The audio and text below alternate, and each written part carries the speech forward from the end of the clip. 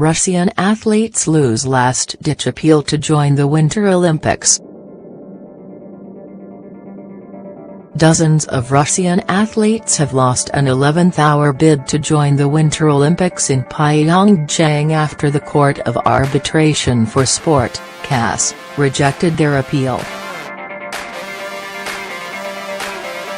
The appellants had asked CAS to overturn a decision by the International Olympic Committee, IOC, not to invite them over doping concerns, meaning they won't be joining the 150 competitors cleared to compete as Olympic athletes from Russia, or it will be a crushing disappointment to the Russian appellants, some of whom traveled to South Korea in the hope they would be granted the right to compete. One of the athletes whose Olympic dream was ended Friday was Victor An, a highly decorated speed skater who was born in South Korea and competed for the country before becoming a naturalized Russian citizen.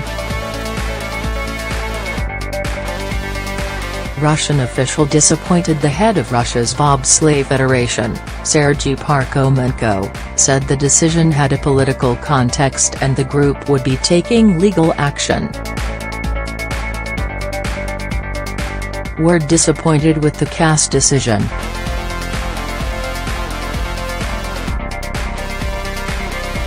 We believed in better but received this instead.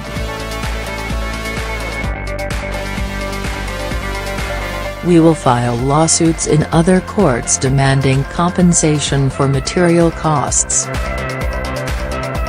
We'll go to the Federal Supreme Court of Switzerland," Parkhomenko said, according to Russian state news agency TASS.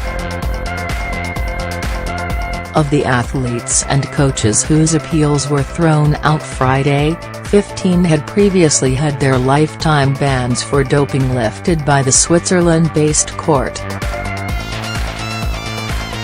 The IOC refused to invite them to Pyeongchang however, saying it had lingering suspicions, so they went back to CAS to try and overrule the Olympic body.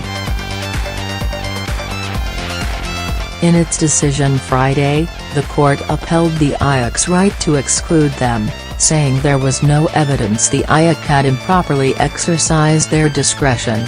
The IOC welcomed the decision in a statement, saying it supports the fight against doping and brings clarity for all athletes. Craig Reedy, president of the World Anti-Doping Agency, WADA, said the timing of these decisions just before the opening ceremony in Pyeongchang is good as it will reassure athletes and others that only Russian athletes, who have met strict anti-doping guidelines will be participating in the Games. Some of those athletes have already been in action.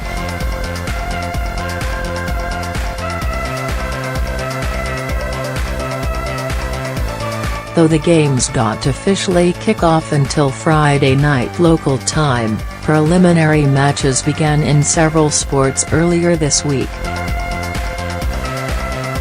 In events Thursday and Friday, Russian curlers, ice skaters, ski jumpers and downhill skiers all took part in qualifying rounds, while many more athletes have been training on the Pyeongchang slopes and arenas.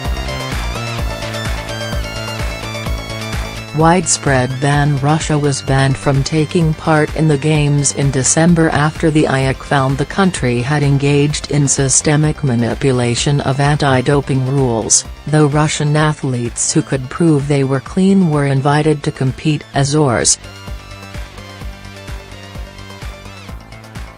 They will wear a uniform with that name on it, and the Olympic anthem will be played at any medal ceremonies for Russian athletes.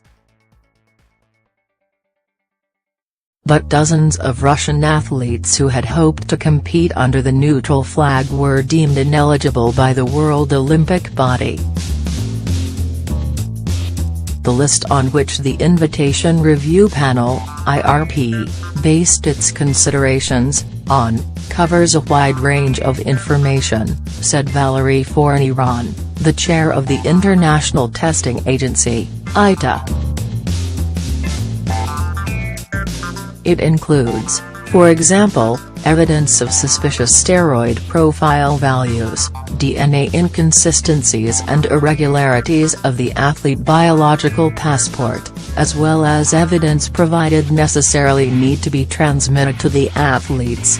The IAC confirmed that only athletes who have fulfilled the pre-games testing requirements, including the IRP's criteria, as well as the required reanalysis from stored samples, would be allowed to compete at the Games.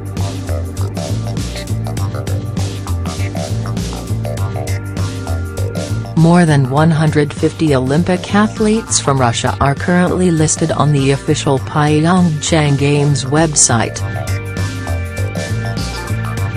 Last month Russian President Vladimir Putin admitted there had been instances of doping use in Russia, but said the issue was a global problem. Addressing supporters in Moscow, Putin said there were instances of doping use. True, I want the audience to know this and the whole country to know this. But he added there are many such examples around the world, but no one is making a big show of it.